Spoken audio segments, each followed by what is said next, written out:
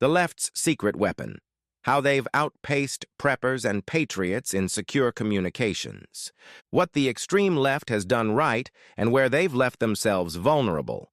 The extreme left has prepped for Tuesday, not someday. While the prepping community has for years concerned ourselves with stockpiling cheap ham and GMRS radios tucked away for one day when shit hits the fan, the left has already declared civil war and glorious revolution. Their command and control structure is refined and fully implemented. Only very recently has the rest of us seen the depth of their comms plan.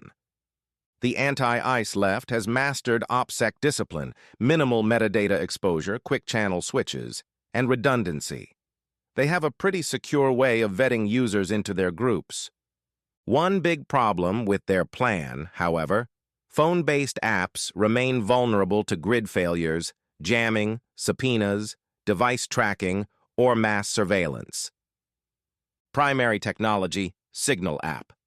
Signal stands out as the go-to tool due to its end-to-end encryption, open-source protocol, disappearing messages, group chats, and voice-video calls. It does not require a phone number for registration in some modes, via username/PIN, and minimizes metadata compared to alternatives like WhatsApp or Telegram. Key features exploited in activism: private/group channels for coordination.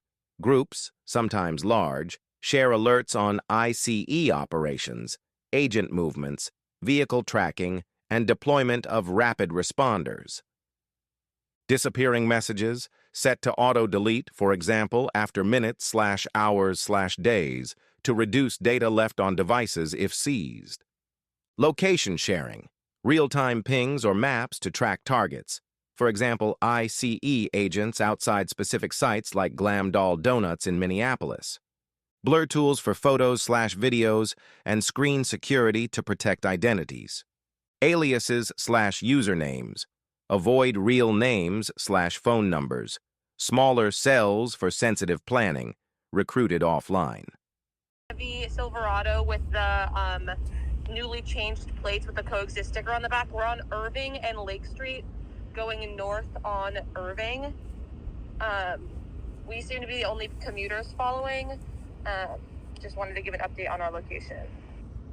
These 5 observers are on there. KM, I'll probably have you stay on that F-150, but anyone else that's on this call that is currently on that F-150, I think we could use our resources and energy better. We're not ICE. Why are you guys following us?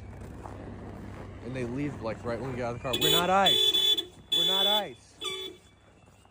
We're following them because they were following us. Well, you look suspicious as fuck. Wait, so should people follow and harass any suspicious-looking person? I'm harassing you. Get out of here. Why are you guys following us? Because you're fucking ICE. We're not ICE. Oh, and they... Not ICE. Not in an ICE vehicle, right? No, Right. we're Right, not. get in your truck and get the fuck out. Why? Because you need to go. Confirmed ICE. Get the We're fuck not out. ICE. We're American citizens. Yeah, same to the people that you're abducting. Get out. In practice, activists use it for command and control-like structures, disseminating intel, tasking, and pressure campaigns. Recent examples include infiltrated signal groups in Minneapolis, where participants, including alleged ties to state reps, admin staff, or journalists, coordinated to impede deportations or respond to operations. Reports describe signal chat guides advising on secure usage, protocols, and training. Historical precedent. Widely adopted during 2020 BLM protests for street-level organization, evading perceived law enforcement monitoring. Other platforms and technologies. While Signal dominates, networks layer in alternatives. Telegram. Secret chats, end-to-end encryption but client-server model, not default, for larger broadcasts/channels. Less favored for OPSEC due to metadata and past vulnerabilities. Mesh networking apps, offline capable. Briar, Android-focused. Bluetooth/Wi-Fi/Tor mesh, metadata resistant, end-to-end encryption, and BridgeFi, Bluetooth mesh, for scenarios with cellular/internet blackouts or overloads. These create peer-to-peer hops, range approximately 100 meters per hop, city scale in dense crowds. Used historically in Hong Kong protests, BLM events, or internet-restricted areas, but less emphasized in recent Minnesota/California ICE-specific reports compared to Signal. Element/matrix or session. Decentralized or onion-routed options for self-hosted servers or no phone number anonymity. VPN plus Tor. For any internet-dependent access to hide IP/metadata. Burner phones/prepaid SIMs or air-gap devices for high-risk members. Low-tech redundancies, human couriers/runners, dead drops, visual signals, or licensed radios, GMRS/FRS for voice when digital fails. Strategies and OPSEC practices. Compartmentalization. Separate channels/groups. For example, broad alerts versus small tactical cells.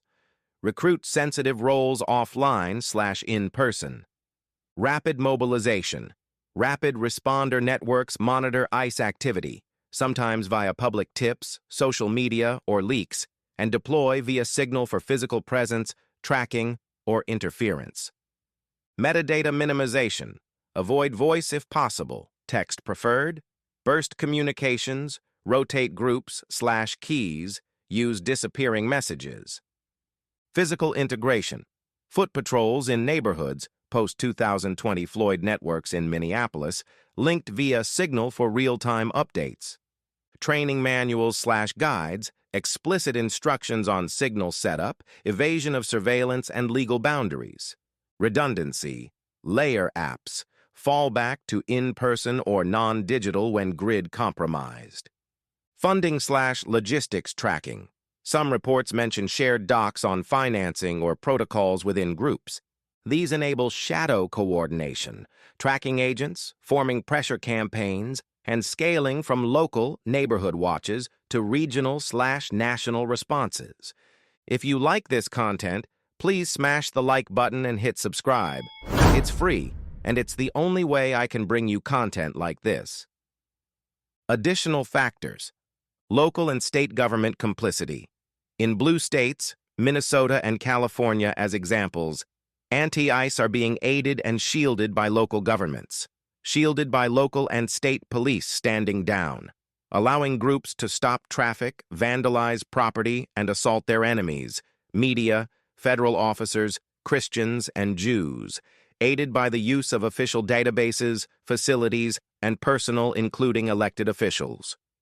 We, preppers, patriots, and conservatives, assume the whole of the anti-ICE crowd are little more than lemmings, liberal white women and beta males who are not capable of rationally articulating the facts behind their ideology or carrying out an effective civil war.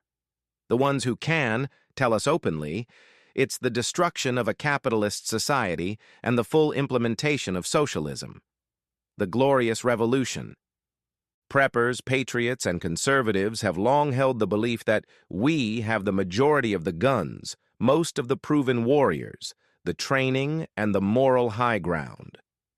When the time comes, shit hits the fan, EMP, economic collapse, or the absence of rule of law, we're going to somehow spring into action and win.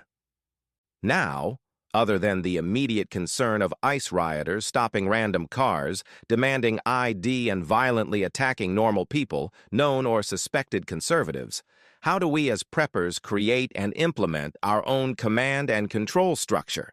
If we had to have it in place tomorrow, could we? There are small communities building tiny infrastructures like the Southern Idaho Preparedness Net, which takes a hybrid approach to community-based communications. There are other groups using niche digital radio techniques, but there is nothing on the right, preppers, patriots, or conservative groups that can quickly create command and control groups. If you'd like to dive in more detail, join me on Saturday mornings 9 a.m. Mountain Time for the Southern Idaho Preparedness Net, right here on this channel.